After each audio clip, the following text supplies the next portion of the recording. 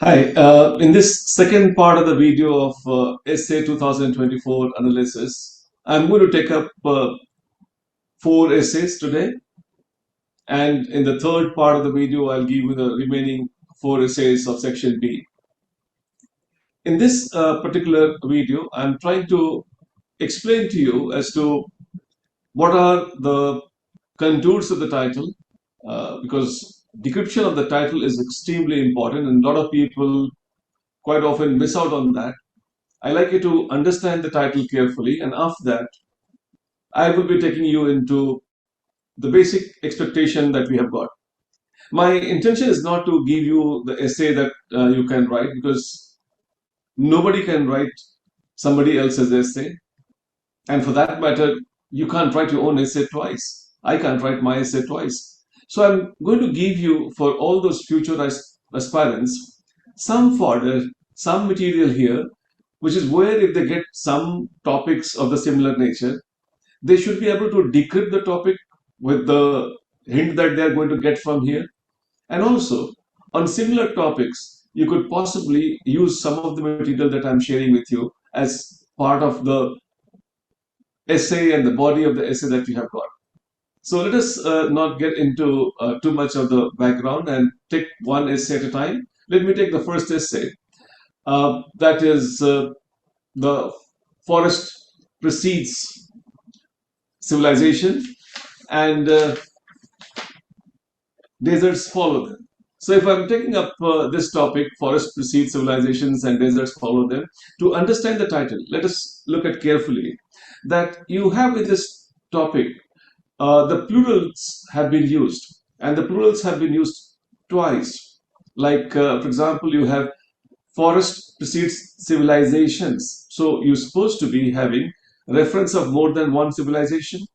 And also, deserts follow them. So very obvious. Then you got multiple of, shall we say, forest. The civilization also gets multiple. Also, this is a topic which is dealing with the interconnect of man and environment.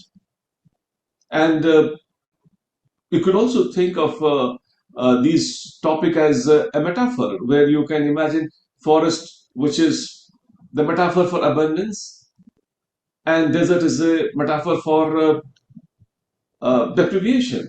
That can also be one way to look at it.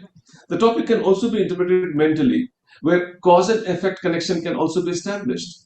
Like, you can imagine the cause of forest going into desert is man, and the forest going away is the cause of desert. So that causal connection can also be seen as. And if I just try connecting it, I think some of you may have heard of Jar Diamond. I mean, the word book collapse. In fact, he has got, God knows, like 30, 40 books that he has written. I have had the access of a few of them. Uh, Jar Diamond's collapse goes very close, where he talks about history and how the culture, how the climate, how the environment, they all are interwoven. And that's a beautiful book that you've got. I don't expect you to read the book, but then this is where I can also connect, because I have also very personal connect with this topic. In fact, for any author, for any person, the first book is always close to their heart. And my first book, which was published by Indus Publication, was titled as Man, Environment and Development. Man, Environment and Development, I think it was published early 90s, 93 if my mind serves me right. It's available on uh, Amazon, I guess, Indus Publication. Anyway, I'm not taking you into my memory lane and then talking about there, but then that's what is always close to my heart. That had a typical case study of Himachal Pradesh, which which had taken up in that book. But those data and that was my pre-PhD book. The book which I had written was not when I had my PhD done. Anyway, coming back to this, I think this topic, if I can look at it again, the forest precedes civilization and deserts follow them. It has got both historical, factual, and also philosophical flavor, both of them. Let us try and see as to what kind of demand that one can imagine that this topic has got. In fact, what I am assuming is that role of forest, and then especially with respect to agriculture, civilization, and that connects is basically expected here. Anthropocene, the current time that we are living in, has got dominance of human activities on the environment. And that is what is basically, I would assume, that you should be looking at. In this Anthropocene that we have got, the analysis is required on uh, the trilogy of the three, that human, forest, and desert. And forest, which provides resources, is the expression of abundance. So something like that, you have to first give an idea of how these three things are interconnected.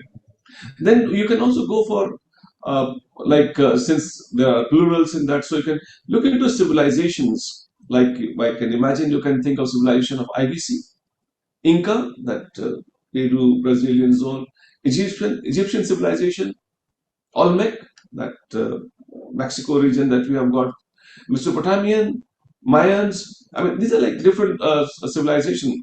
That also Mayan also goes in Central America, and how the human activity has affected them.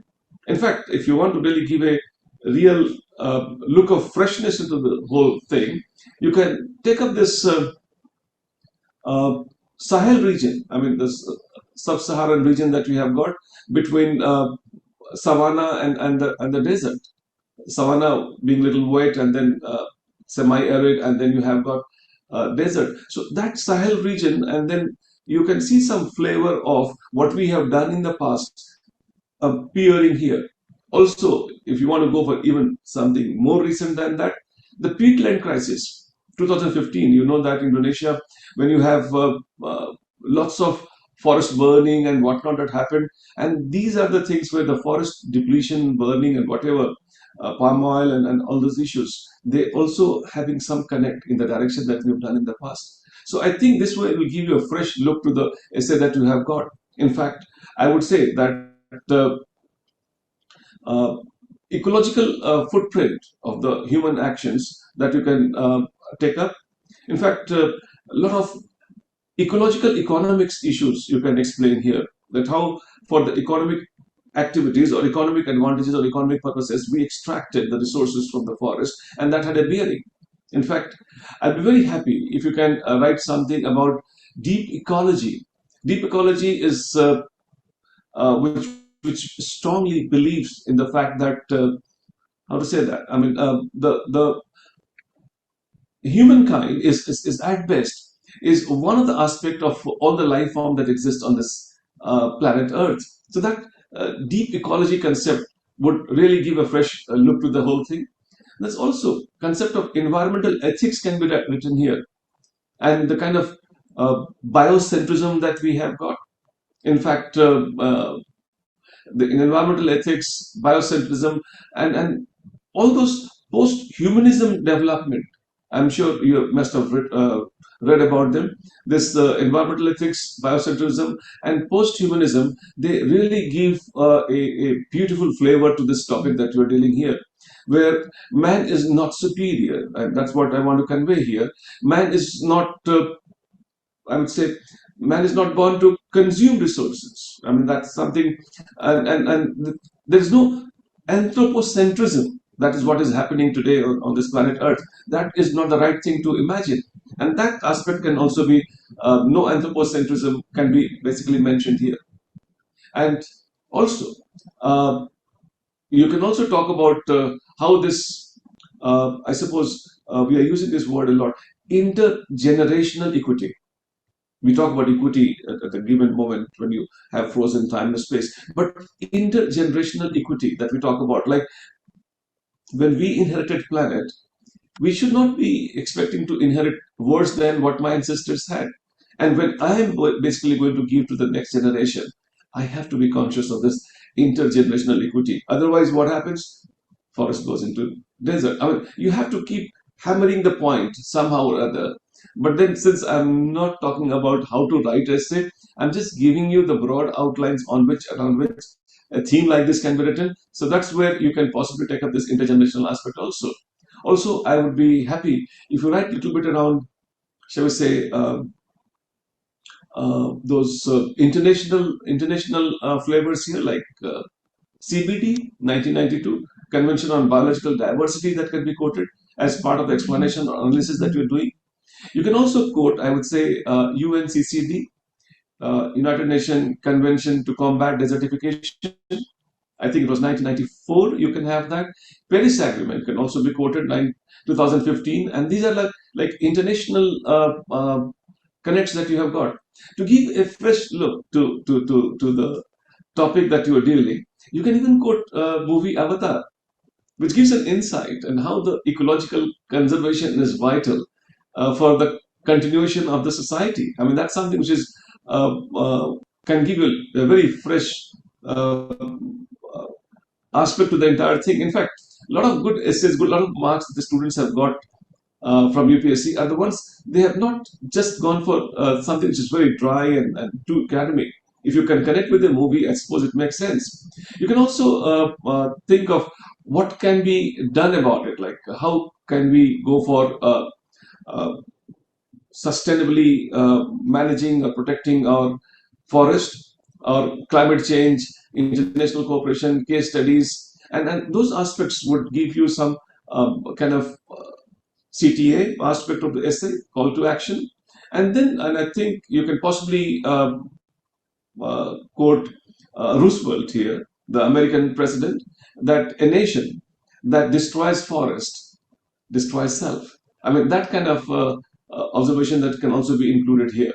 So these are the very broad outline I was trying to give you, and some of the dimensions which I assume which can be covered in this topic, and and basically aiming at those students who are going to give in coming years, so they are sensitive about these kind of informations which they can keep in their mind. Now, let me take you to the second topic. The empires of future will be the empires of mind. The Empires of Future will be the Empires of Mind. That's a beautiful title. And that is something which has been basically inspired by many writers that we have got. If I look at the title, I think the inspiration comes from H.G. Wells. I think early 20th century. He was a very prolific writer. He wrote so many of them. And then he, in early 20th century, 1930s sometime, only in his books, that he has talked about this idea that how the whole thing is getting transferred from the physical control to intellectual power. He talks about role of education, role of culture, role of tradition, and challenges that it's likely to bring when this kind of transition is happening. Like the empires of the future will be the empires of the mind. When it so happens, how the whole thing is likely to really unfold.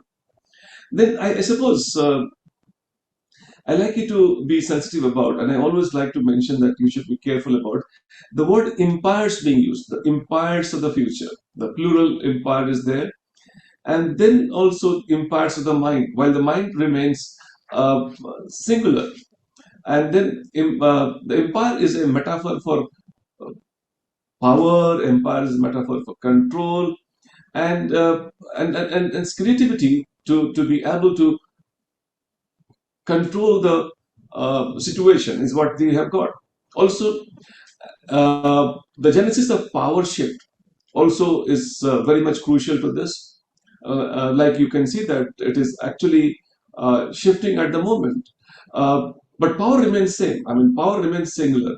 Power remains singular no matter it is emanating out of one fact or another fact, irrespective, the power remains same. And then how power evolves is also very much contained in this title. What are the genesis from where the power is getting its power from? That also is something which has to be probed here. And then the how aspect, shall we say, process aspect of the power has to be analyzed. And genesis of change, genesis of change, that you can see that the power of the future, I mean, will future means like the change is basically very much evident in this topic. And that what is the factor which is contributing to this genesis? What is the factor which is contributing to this change is also very much contained in this. I think I've always advised people to keep reading a lot of non-fiction books, and I think this current theme, which I can imagine, which is inspired by lots of books which I can mentally connect to. I'm sure some of them you may have also read it. Some of you who have been in my room, you may have seen right where I sit in the back of it. There's Alvin Toffler always there. So Future Shock basically talks about Alvin Toffler, this particular idea. And I think Homo Deus, Yuval's work, I'm sure he also talks about a brief history of tomorrow. He also has indicated towards the dimensions here. Briefly, it also goes into Nexus. Also, Fukuyama, I think The End of History in the Last Man, a very popular book that definitely gives a lot of insights and lots of fodder that you can use for writing this essay. All right, let's not get too much into those books, but these are all contemporary, all books which are much talked about, and then one should be having some idea about these books that I was just referring to. In fact, not only on this particular topic, you have some similar topic where the power and evolution, the struggle, the current challenges are there. These books will be very handy. I like you to have some idea about these books. Anyway, let me come back to the second topic, that is the empires of the future will be the empires of the mind. I would like you to take you through the various facets that you can write in this essay. One I can imagine is I was just talking about the evolution part of it. Evolution of the theme, like I mean, where the power is coming from. It came originally from the force. Then we had lots of economic clout, and then now it talks about the intellect. So force to economics to the intellect, and that's how the whole thing has moved. And then in this evolution that we have got, like the recent time, the service sector's rise of AI, soft power, democratization of information. All these aspects have really played, and converging. How to say this? Converging synthesis of the knowledge, converging knowledge of different disciplines is also very much contributing towards this whole idea of, shall we say, synaptic plasticity. They may sound a little cliche, but then that's what it is. Like you have got, when you talk about the mind, synaptic plasticity, where you've got different disciplines are losing their boundaries and gaining from each other. And that is where we have got the power is a sprouting. When you have got democratized information, it's not the domain of a particular person, a particular expert, particular discipline. It is available to all the people. Then you can also take up in this essay those talent war that you have got, job displacements that have happened, because the powerhouses, they are always taking pride in having those talent war. I mean, America always takes pride that best of the minds, majority of the best of the minds, work for its country. So lots of job displacement has happened, and then they have not only kept their population pyramid in the shape of a diamond, but also they have ensured that they have got a situation where they have got the best of the minds converging there, so they can control the situation using the forces which has been in their hand, and very effectively they're trying to use it. Knowledge economy and the shift of power can definitely be incorporated as part of this total topic that we have got. Digital colonialism, that they quite often are talking about these days. Digital colonialism is also a major component of it. Geopolitics of soft power can be an interesting dimension that you can write in this topic. This is where India is gaining a lot. Intellectual capital that we have acquired, that also looks very, very significant. Then mind as a tool of dominance, that socio-psychological analysis that can be taken here. I think international covenants, international institutions like UNESCO, TRIPS, WIPO, these can also be mentioned as part of your explanation of the shifting of this power and the empires that we have got. And I think I'll be happy if you take up those Indian perspective. I mean, there we have got like some exclusive areas of our dominance like ISRO, Bollywood, IT is one area that we can say.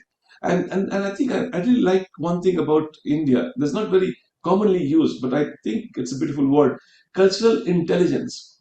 Cultural intelligence, the cultural synthesis that we have in our country, diverse community living together for a very long, long time, and that is the kind of cultural intelligence that India has developed.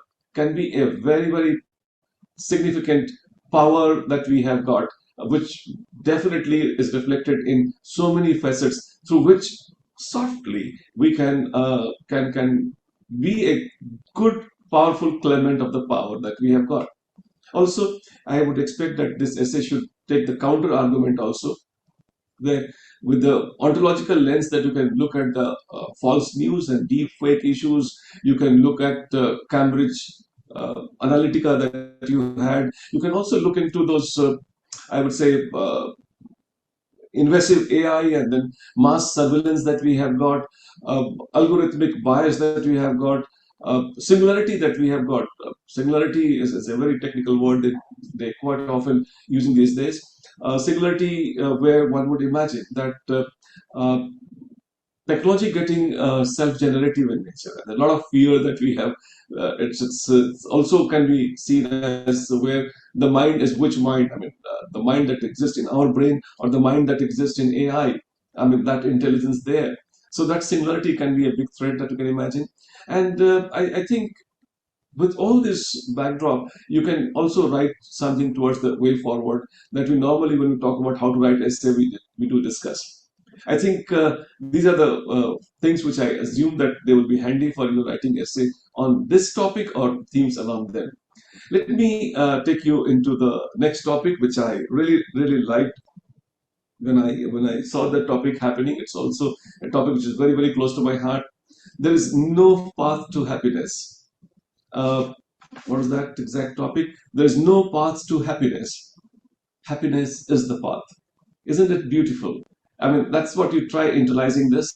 And here, when they're talking about the process and end connect, I mean, I was in the first video, I was trying to explain the process and end connect that they're trying to do. It's inspired by basically our Buddhist philosophy directly. Of course, there are so many other philosophies which are connecting here, but Buddhist philosophy, in direct sense of the term, is connected. The issue of happiness is the core, be it part of the process or in the path, or that is there as the end or whatever. Uh, Happiness is the core, and it touches upon psychology, it touches upon philosophy, and it touches upon sociology also to some extent. And the process aspect of happiness, that how happiness can be acquired, and then what is happiness can also be looked into that. In fact, in my collection of books, I have got a very interesting book. I'd like you to quote that. Chris Grine has got a book, Happiness of Pursuit. Interesting, isn't it? It's not pursuit of happiness, is happiness of pursuit that you have got. In fact, when I was doing this book, meta competition, I did a small write up here, and there are a lot of themes which we have got here. Happiness of pursuit. This is one chapter that one page or two that I have got here that gives you here that happiness of pursuit is that, like, I mean, you have the process. It's not the end. There's the path to happiness is the happiness. So you are in the pursuit of happiness, and you're happy pursuing happiness. So that's the thing which I basically tried taking up in this also. Chris Grant's book also, meta competition has got lots of theme which connects to your essay themes these days, and also I would imagine the flow theory, the psychology of optimal experience, where the happiness comes, and then where Mihai Csikszentmihalyi, he talks about how we have a flow which emerges, which is where the boredom is not there, and you're happy about the task that you're doing. That also basically gets reflected in this title. The dimensions that you can possibly imagine covering here, you could possibly take what is happiness, those philosophical, psychological dimensions of what is happiness can be taken. You can take this Epicurean domain of happiness. I'm sure you must have read as part of your ethics preparation. Also, nirvana concept of Buddhism. Uh, eudaimonia. I think eudaimonia, Aristotle's idea of happiness, that is reasoned will, and then that's what is love of life. That's something which is what can also be taken as aspect of happiness. Even this, I would imagine, psychological frame can be taken up of happiness here. And then in particular, I can mention gratitude. I mean, I suppose in this book you'll find something exclusive on that. I think mindfulness, positive emotion that you have got, and hedonic adaptation. I mean, that's something which is what you can also understand psychological aspect of the hedonic adaptation. When I say, I basically mean people adapt to challenges, and when they adapt to challenges, they identify a baseline happiness, that hey, this is my happiness and this is, I'm happy with that. And rather than, I mean, I think assuming that the problems are not there to be, for me to be happy, but I think I have adapted to the problem in a manner that I don't complain of them as a challenge to my happiness. My happiness can exist while the problems are still doing their job. So that is what basically you have got in this hedonic adaptation, that concept that can be taken up as part of it. And then you can also discuss in this essay the paradoxical nature of happiness. I mean, it remains elusive. I mean, the more you try to look for it, the more you try to work towards it, I think it leads you to the wrong addresses. Its dynamic nature of happiness can also be taken. I mean, it's not something that you have to be, I would say, waiting for the happiness at the end of it. I think your acceptance of imperfection, the idea of wabi sabi, can be also taken up as a component of this entire topic, and that can give you a very beautiful way that there is no path to happiness. Happiness is the path. That means, with all those imperfections, all those impurities, all those difficulties, you still can have the happiness. Acquisition can be possible. I think I would be very happy if you can pick up this Viktor Frankl's Man's Search of Meaning. In fact, I have done quite a few videos which are inspired by Viktor Frankl, ideas of search of meaning.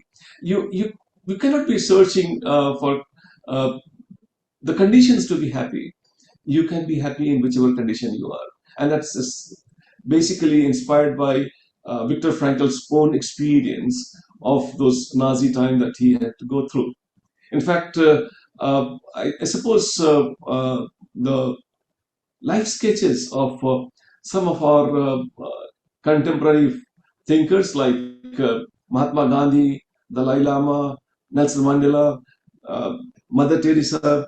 These ideas of these people can also be included, and their aspects of their understanding of happiness can be included there. In fact, SDG goal, I would be very happy if you can get some of the SDG goal also as to write as part of this. In fact, happiness index also forms a very important integral part of this entire topic. You can possibly make some reason to incorporate. In fact, I am. It may seem that I seem to be watching too many movies. I would also like to bring Will Smith here, and then Pursuit of Happiness. I mean, I think that is a beautiful direct connect with this topic, that you have got a lot of lines from there, lots of inspiration, lots of ideas from there can be very happily added to this part of this. In fact, I would be very, very happy if you can bring that idea of inside out also into this. And I mean, I think it's all within you, all the emotions that you have to acknowledge. And that inside out is a very beautiful movie. I've heard that the part two has also come. Uh, I just read about it. I've not seen the second part. I'm planning to see it, where they're not talking about the inner you or the emotions of yours, which is what is in part one, inside out. But then you as a person is there. So you could possibly watch these are the movies. They're really very powerful ones, and they give you a lot of material to write an essay and then make your essay look so much fresh and then claimant of very high marks in that process, and that give a lot of originality to your writing also. Also, I would say that in this topic of happiness around that, you can also talk about Indian philosophy. I think Vedanta's philosophy is a beautiful way of self-exploration. I mean, it's not that you search out for happiness; it is all within you. And I mentioned to you, Nirvana's ideas of Buddhist philosophy is very much there. Spiritual liberation idea of Jainism can be very beautifully woven into that. But Chardi Kala of Sikh philosophy, I think that goes so much close to this idea that we have got no negative emotion, that Chardi Kala that you have got. It's a beautiful Sikh philosophy, and that can be incorporated as part of this essay, and then can make your essay so much fresh and vibrant.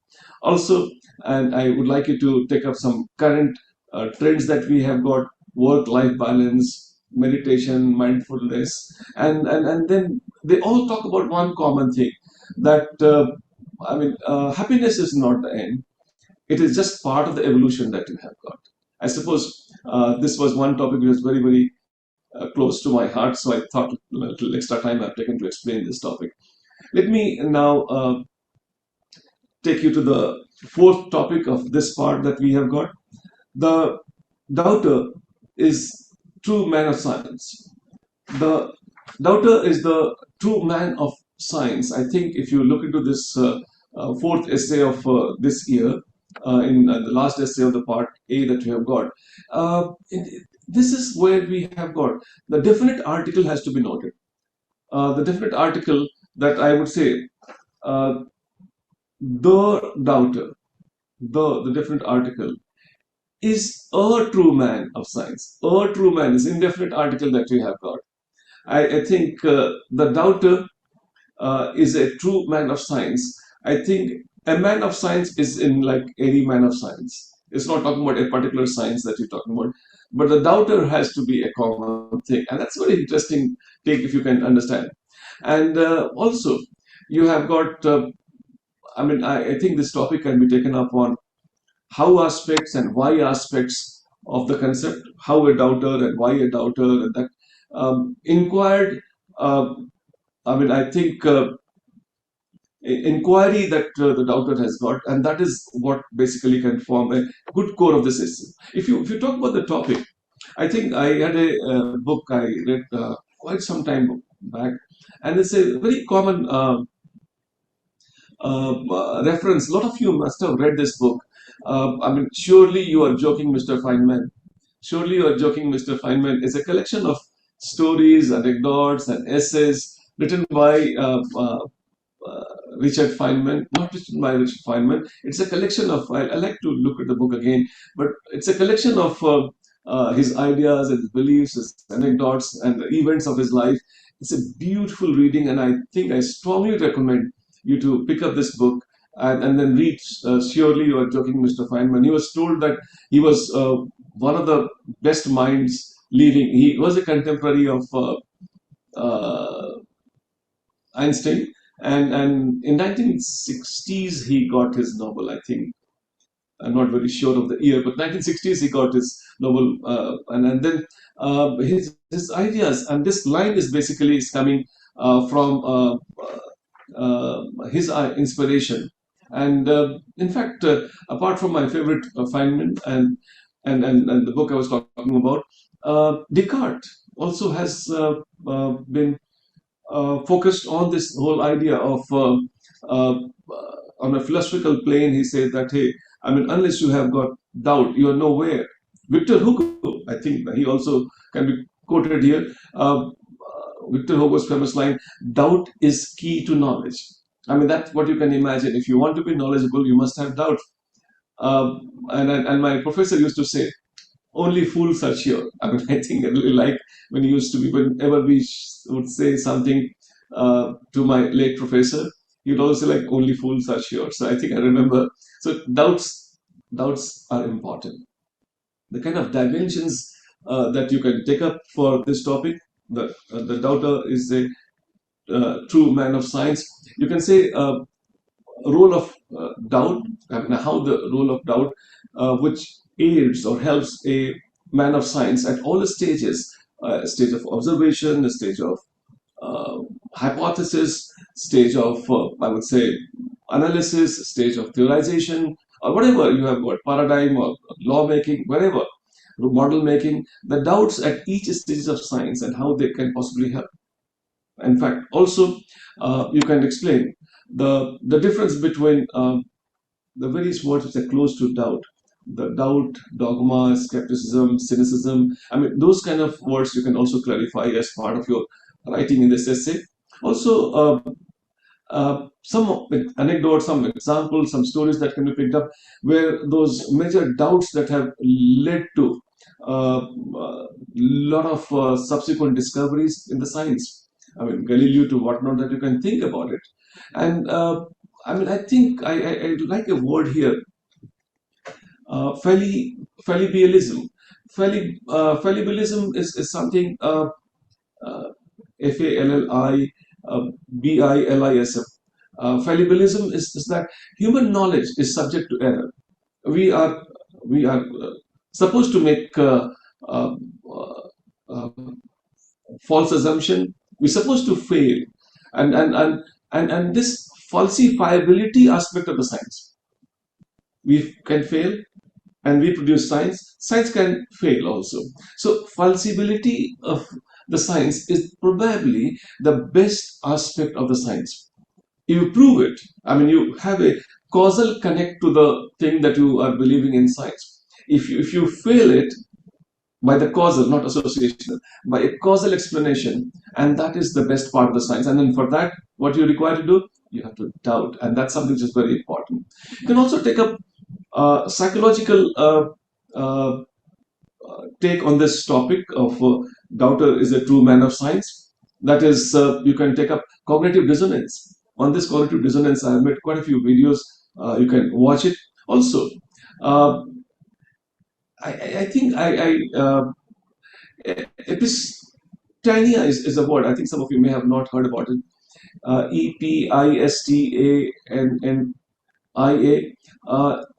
Epistania. Epistania. I mean that's something which just give you a sort of a curiosity, and that is curiosity which leads to doubt, confirmation, and scientific theorization. Critical thinking. The most scientists uh, are in fact endowed with epistemic humility. I would use the word here.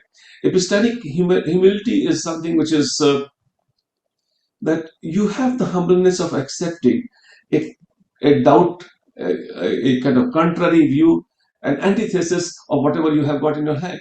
And that really makes the science to progress. And a scientist, in fact, thrives on this epistemic humility. And that is when it is not only doubting others, but it's also exposing itself to doubt because science thrives on this idea. And that psychological aspect of it can really give a very beautiful flavor to the writing that you have got. Also, you can also take some, I would say, modern day examples where the doubters are there, even vaccine hesitancy. I mean, those people who are having hesitancy about taking vaccines on COVID, it's not that they're the people who are not knowledgeable. The vaccine hesitancy is a kind of doubter, I would imagine. Um, Climate change skeptics, they are the doubters in a way, and then science accepts them that they are reality that you have got. Then fact checking on the social media that you have got, conspiracy theory analysis that you are basically doing this. Lots of antagonists that they are getting a lot of ideas from this. Also, echo chambers. I mean, you have them, and I would imagine a word like media literacy. I mean, media literacy is very much lacking in our country, and so much of media explosion has happened, and then most of the literate people have become media illiterate. So then again the doubts, then again the science, and then you can use and play around these words, and then you can even quote some of the Indian examples of uh, Dr. APJ, and then his work, Wings of Fire. I mean, there the doubts and lots of flavor of the science can be taken. Even my favorite PC Mahalanobis can be taken here. PC Mahalanobis, the kind of dependence on the data and the models and the real checking in the ground. I mean, that whenever the policy formulation PC Mahalanobis would talk about it, he would always be interested in ensuring that they are meeting the test on the ground. And then he would always have the doubt. So any scientific inquiry, in fact, is thriving on the humility of doubt that you can imagine. The doubter is a true man of science. In fact, the man who is serving to the science more than those people who are just accepting anything is given to them like as a belief or a theory or a law. No, doubter, you have to doubt. I think this video has gone a little too long, but then I just wanted to give you the kind of material that can be incorporated in the topics around them. But my entire effort is not this topic alone, but something similar on this lines that you have got, because you have got lots of topics that you will find that they are very much thematically interconnected. So if you have those thematically interconnected topics come, some of the issues which I am raising here, some of the pointers which I am making here, they can provide you some good ground for you to write an effective essay. All the best and thank you for watching a long video.